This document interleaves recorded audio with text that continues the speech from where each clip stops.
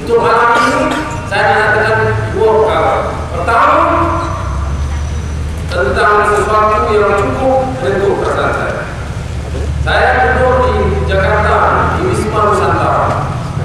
Tapi bangunan besar kan yayasan saya, kebetulan nama yayasan saya sama dengan bangunan. Waktu saya sewa itu, Wisma Nusantara berdepan dengan roundabout, dengan bundaran, bisa dari bundaran roundabout, latar yang paling bersejarah di Indonesia. Kalau demonstrasi rimbunan apa, rimbunan yang jatuh bersorot harga situ. Dalam tempoh seminggu tiap hari ribuan rakyat Indonesia berhimpun. Karena kes plastik. Saya duduk di Wisma Nusantara, duduk di kelas 10 saya tengok tiap hari pagi petang, malam petang, pagi petang, ribuan. Semua parti, semua kelompok masyarakat, pemimpin, pembesar, yang kecil dan besar, semua menentang anarkis plastik. Di Malaysia, saya dengar cerita. Baru hari pertama, yang saya kecil penonton, ada seorang, saya perlu kenapa dia, wah saya, udah berkata, saya datang dari Jakarta, tapi saya banyak lama ada.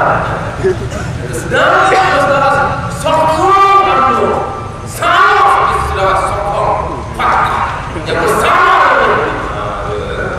Dia buat saya datang bersama orang. Terus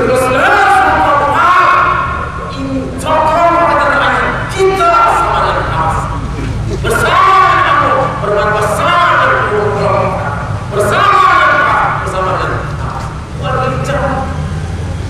Satu dia pecah dalam keadaan seharusnya kita bersatu menentang tak ada orang yang betul-betul atas nama kemanusiaan menentang kesadaran bukan kata baik bangsa baik yang lain baik yang Cina baik yang mana akan bangkit untuk melawan. Tapi dia bangkit nanti keluar-keluarmu dia pecahkan satu kelompok kata satu kelompok dia pecah sebab nak undi sanggup itu kedua dia kepung hari ini dia kata ada pejuang Hamas dia bersama pejuang Hamas saya sebelah timur saya di sebelah dia sebelah ada saya di sebelah saya di sebelah sepanjang dia di sebelah nanti duduk dalam anggun sepatah kataan Hamas, kelompok Hamas, pemimpin Hamas tak ada buat melainkan yang dia maki, yang dia hina yang dia makan serangan sama dengan buta plastik dari mana dia berkelompok makan malam, makan siang 2 bulan, 3 bulan setiap tahun tak ada Hamas masa dia dulu dari timbalan nanti hanya dari kelompok. Kali ini dengan anak ini dengan beberapa kelompok orang dia kata kita bersama dengan Hamas Allah yang bersama dengan kami kita kena serang Allah gak ada Allah bersama dia yang sama orang lain dia berpihak. Jadi ini saya dapat dan kalau ini satu sifat sudah yang cukup jijik dalam Al-Quran. Kita nak main politik berbeda. Kita nak bertanya berbeda. You nak masuk parti mana pun masuk. You nak apa parti pun buat. Tetapi jangan dengan undi kita pecah belah masyarakat. Jangan dengan undi kita pecah.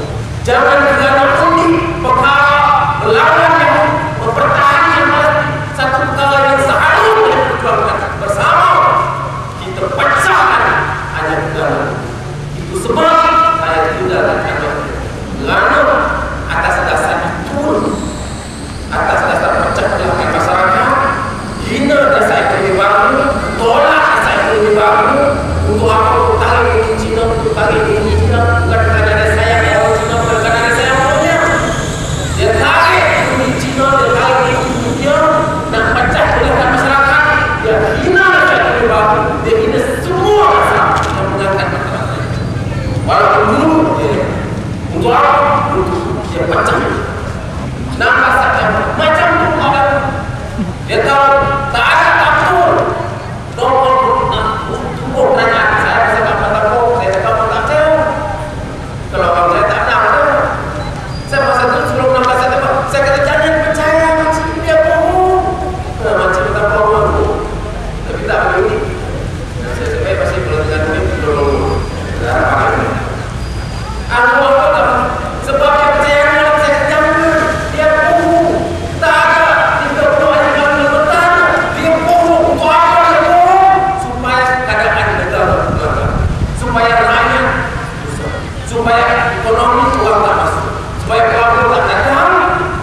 buka kerajaan, bila pelaku datang ekonomi merosot, ekonomi susah, rakyat susah, masa itu dia akan ambil kesempatan untuk dinamis. Mana dia rosak? Ini cara orang lain pun ada dari luar untuk pindah, tapi dia tak dapat. Terkurang dia hampir dia kalah papun, dia tak dapat dia tak ada juga buat cerita ini bahaya. Dan itu semua saya beritahu teman-teman dalam pas dulu saya beritahu ada di teman-teman saya dan kawan pimpinan terus dalam punya prinsip dalam jangan sekali-kali bersekongkol dengan pemimpin. Kalau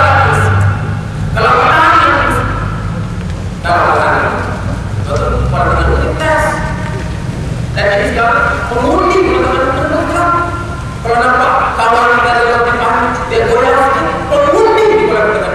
Kenapa mesejnya apa? Mesejnya kita tak apa nak gemar, kita tak apa nak tunggu sebab dekat dengan yang banyak ditipu, yang banyak dibohong, yang banyak dibohong, yang bercanggah masyarakat dan kita nak mesej kepada dan mesejnya kali itu poin itu saya tambah masalah saya dapat mesej orang poin itu pasal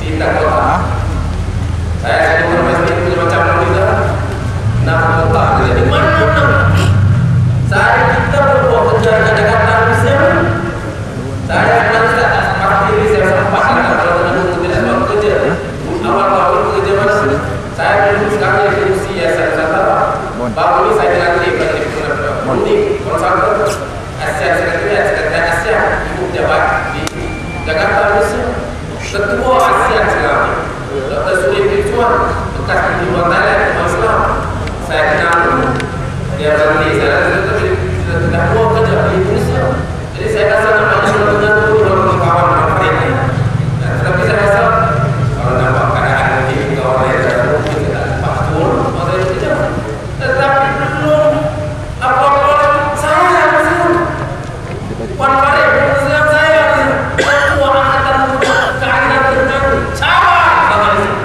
bawa dia cabar saya dah kunci dari dulu bagaimana dua yang cabar itu dia tak pernah satu cil dia cakap saya datang saya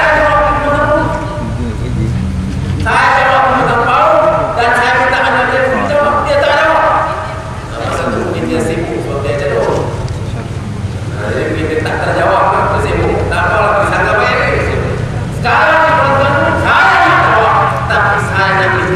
bukan ketua angkatan bulan keadilan bukan ketua angkatan bulan keadilan Malaysia, bukan presiden keadilan Malaysia, bukan timbalan presiden, bukan mana-mana pemimpin partai. Saya nak amal kita sebab